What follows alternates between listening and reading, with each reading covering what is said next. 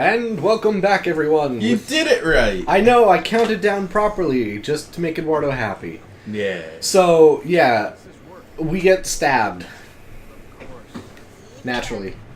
You doing? Oh. It bothered me. I was about to say, you could just say move the mouse. I don't want to. I wanted to move it. Okay, fine, whatever. Look, he's tripping out, man. Okay. Freaking out. It's like, oh no, I'm feeling drugged again. Bleh. Does he actually see that? You know, like when he opens his eyes, is that what he sees? I really don't know, but does he see action completed? Well, no. This is because we're playing on the PC, and it's because of Uplay, which is even the console versions have that. Oh, do they? Yeah. I didn't know that. Okay. Oh yeah, Uplay's also on the consoles. It's just annoying sometimes because I'm like, I don't really use Uplay. Yeah, I don't either. It's kind of stupid.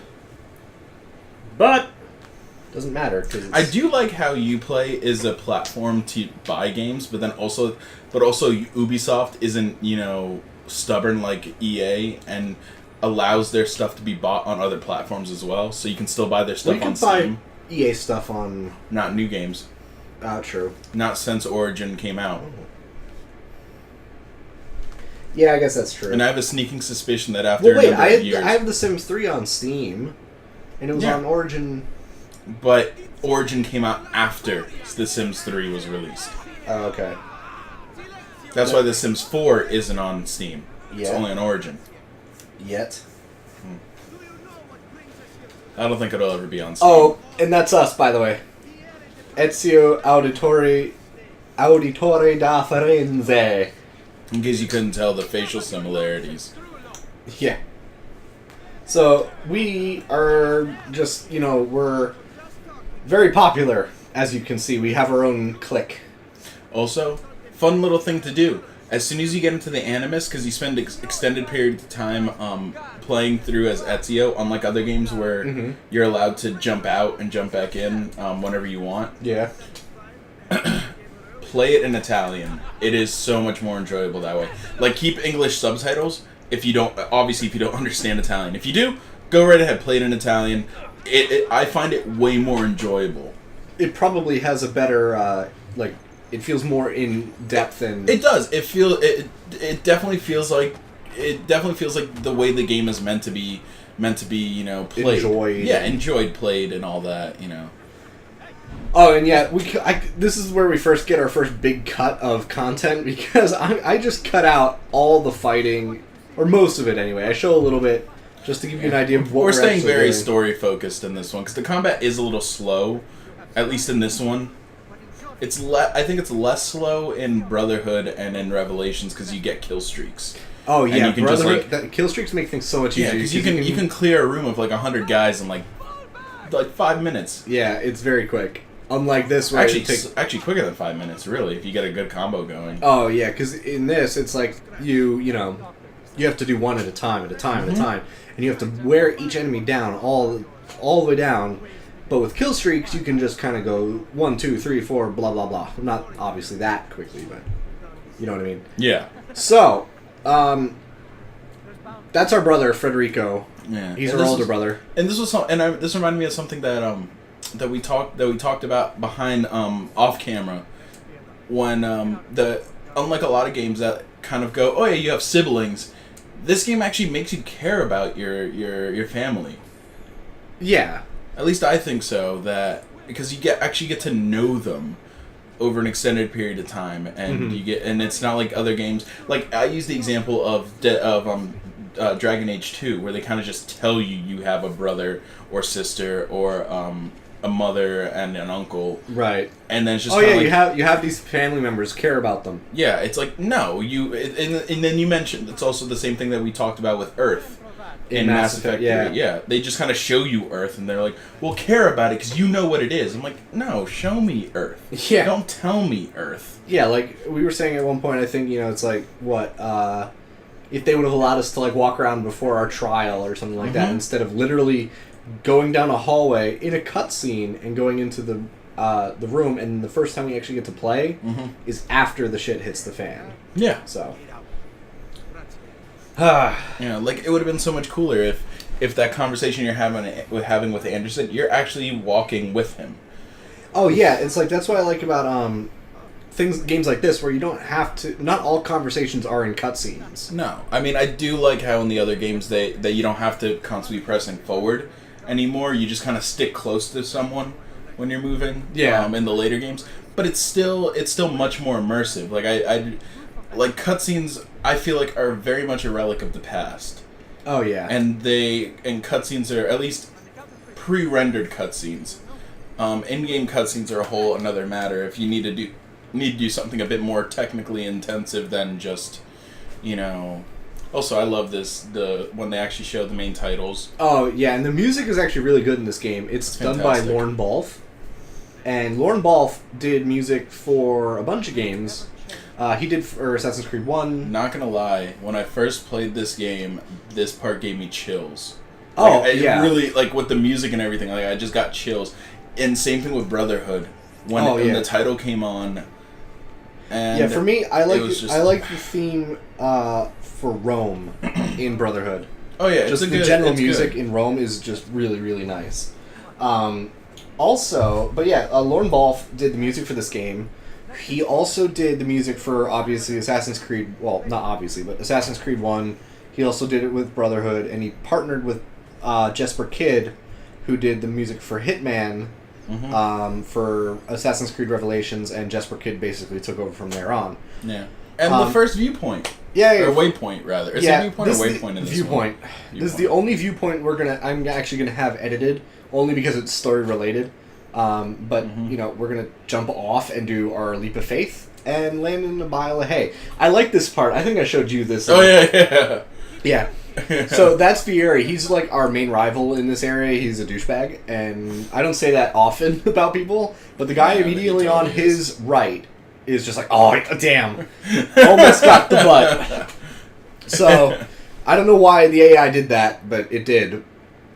We tend to find some really weird glitches when we do games and stuff like Mass Effect. Oh, they totally are. Mass Effect 3 with the whole, I'm going to do the breakdancing while crawling through the thing or whatever. So, this game is rated M. So if you guys are offended by stuff like death and sexual content, don't watch. And there's something about it's rated M, but I feel like this game is more appropriately rated M than a lot of other games that are rated M. Yeah.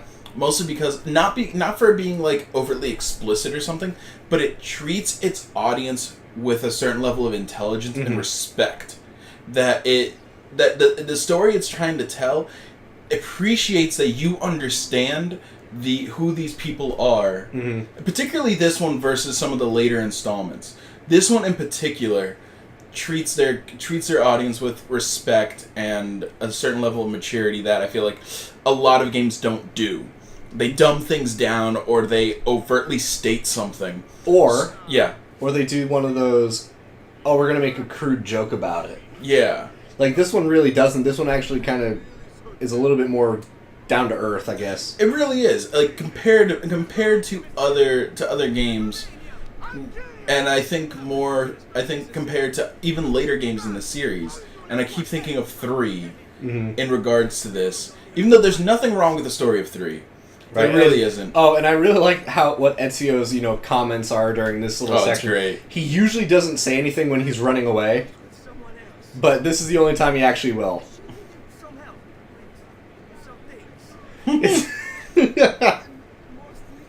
Mostly. Just like he's mostly dead. Yeah. I'm mostly dead. Oh, but I cut out us, becoming, anonymous again, and that's basically going to be hit. We're basically going to be watching most of the cutscenes and doing most of the story-based stuff. There's very rarely going to be a time where we're actually going to show full combat scenes or a bunch of stuff that doesn't need to be How did we find out about Christina? This just happened. Yeah, I don't know. It's really weird. And dude, your hair is it's like chocolate. And by that I mean it's like one giant sheet. It's like he made a wig made of chocolate, a solid piece of chocolate, and just put it on his head. Yeah. Because his hair doesn't have any motion. Look at it. It's like clipping through his head. Well, to be fair, no one's hair really moves in this one. I know. I don't think it's until they introduce the Anvil Next engine. That in 3. In 3, yeah. I think that was just the Anvil engine, and I think Anvil Next is there is no. I think that's Unity that they introduced that one. I'm not 100% sure. I should probably look that up. Yeah, and it's weird because I really...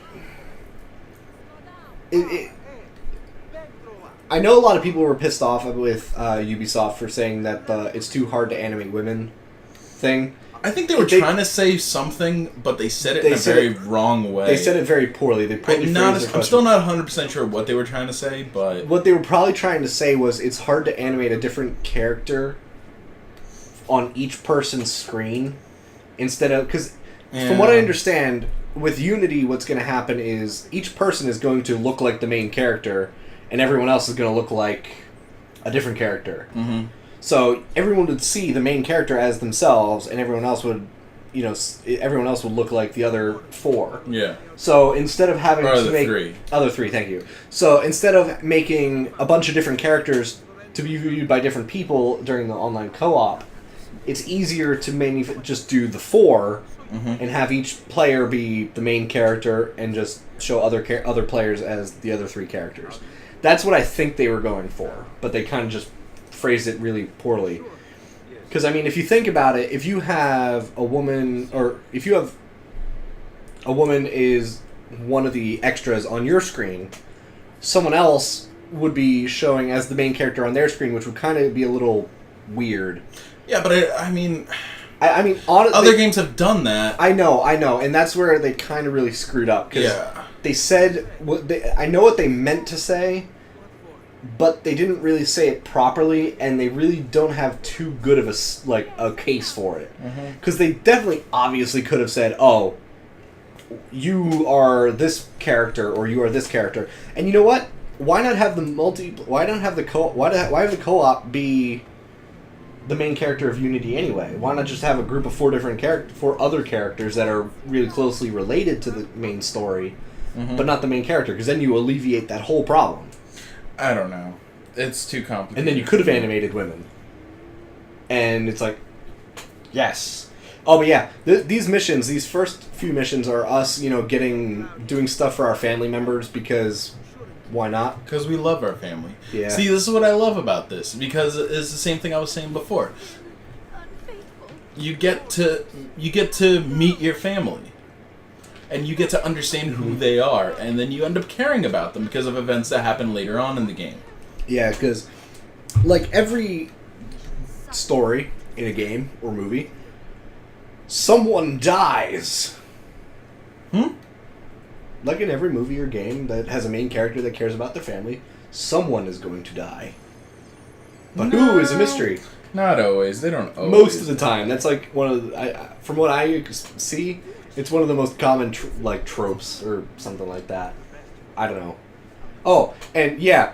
So this woman it's a little weird to see her in a cutscene and not have her be a unique character.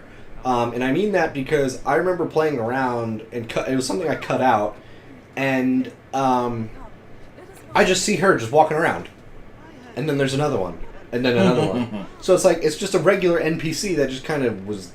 They just used in this cutscene, and they didn't think, hey, this might not be a good idea to use or something. I don't know. Oh well. Yeah. Also, back to the whole that we talked about with the Anvil engine. Yes. Well, apparently all the games use Anvil. It was a scimitar for Assassin's Creed, the Prince of Persia game, and Shaun White Snowboarding. And then they changed it to the Anvil engine, the name anyway, only in name. For Assassin's Creed 2, Prince of Persia and the Forgotten Sands, Assassin's Creed Brotherhood, and Assassin's Creed Revelations. Then they called it Anvil next for Assassin's Creed 3, Liberation, Black Flag, Unity, Rogue, and Rainbow Six Siege. Okay, and that actually kind of makes sense, because in Brotherhood, it feels different to play than 2. Which, if they change the engine, then yeah, that definitely makes sense. Oh yeah, and this is our mom. This is great. She's awesome. She is awesome. I actually keep the whole sequence in, I think. Because it's awesome. Yeah, it actually gives you a lot of backstory as to what is going on in... Plus, you get to meet Leonardo. That too. But, no, I mean, I could cut out the whole walking sequence. No, because the dialogue is important. It is important, yeah. Because, like, it goes into establishing his relationships with his mother, And brother and sister. and sister. And The one father. person we don't really actually interact with much, and although we had the beginning part in the beginning of the game, we don't really deal with, you know, Federico much. Well, he's almost like a satellite character. His relationship's the least important of all of his family members. I know, but then here's the other question: we don't have much of an on-screen relationship with our father in this game. Once again, he's also not as important to the story. He's a catalyst. But what about Petruchio? We do more with Petruchio than we do with our dad, and he's a satellite character. You know what I mean? Barely. You only do one thing, and also you have to remember he's not supposed to know much about his dad. With the events that happen later on in the game, which propel him to figure out more. I guess. So he can't be super close with his dad. I suppose, but still at the same time, it's like I would have liked to see a little bit more between them. I guess. This is me. Oh, and this is my favorite part.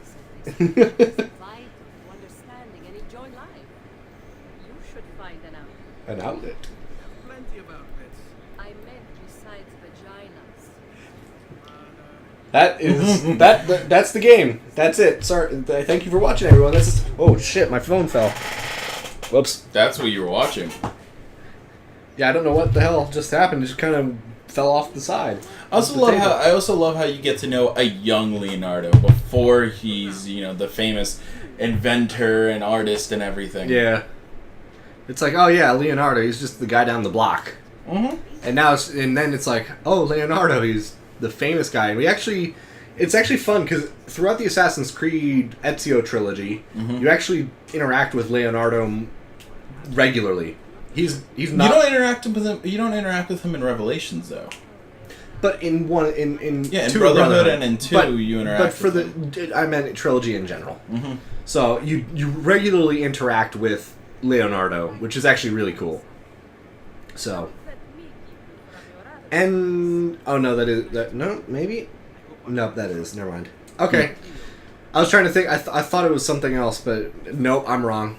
I'm just gonna. Of course you're wrong. I'm just gonna shut up now. Hey, chocolate head. He looks so weird, like with his eyes, like. Eh. Yeah.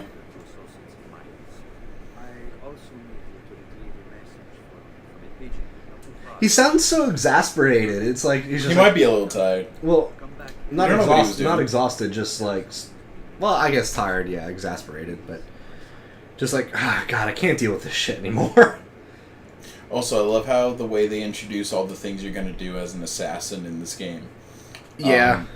But they do it in such a nonchalant way with these beginning missions. Yeah, you don't actually notice it. It's like, Yeah, and you don't get any of this in any of the other games. You're kind of just thrust into knowing how these systems work, which becomes a fundamental problem that I have with Black Flag. Even though everyone loves that game, I have a fundamental problem with Black Flag because of that. Like, it's... But there's no... I feel like there's no progression in Black Flag. Yeah. And that you just kind of start and you're just kind of... Oh, here, you can go do the assassination missions, even though you're not an assassin yet. Yeah. Oh, and remember those two characters that we kind of just gave the first package to, because they're kind of important? Oh, yeah, they introduce you to all the different groups that you can interact with as well. Oh, that's true, yeah. But those two characters that we see again later on, but, we'll discuss them later. Mm-hmm. So yeah, yelling after him, if like, oh, were you followed? Oh no, why would I be followed? And then start yelling after him to draw attention to yourself, because that's always good. But, oh yeah, since I've played a lot of Assassin's Creed games, lots of times, and I never used the context camera until now, because I'm actually using the Xbox controller for this, and I'm like, oh, that's what it does. Okay. Yeah. Now we see all these people running, but that's not really explained. I mean, you see them running, but you don't like. It may have been just to show off the contextual camera. Maybe, I guess, but you don't interact with them again or anything like that. I think so they've it's a little removed weird. that in later games too. I don't think it's a thing in Revelations anymore. I I think don't what think it is so. is this people, everyone, taking the family. Yeah. Oh yeah, our house was ransacked That's right. and everyone arrested. My mother, my sister. They're here still. So Claudia's all right. Are you alright? The helper is all right. I don't know what her actual title is, but When she resisted. What did they do? Safe here. we all know what they did. Place you Did they beat her? Yes. Yes. Or did they... good. Do that. To her. Go see my father. Maybe. Blank line. Well, they won't tell us, so we won't But you know say what's it. strange? It's weird that they did that to her, but not to the sister. Well, it depends on what they did. What do you think they did? Played cards. No, that's not right. Well, They that's what the kids are they calling it raped these her. days. So yeah, that's Yeah. what we get. Yeah. So they just didn't want to come out and say it. So we'll see you guys next time.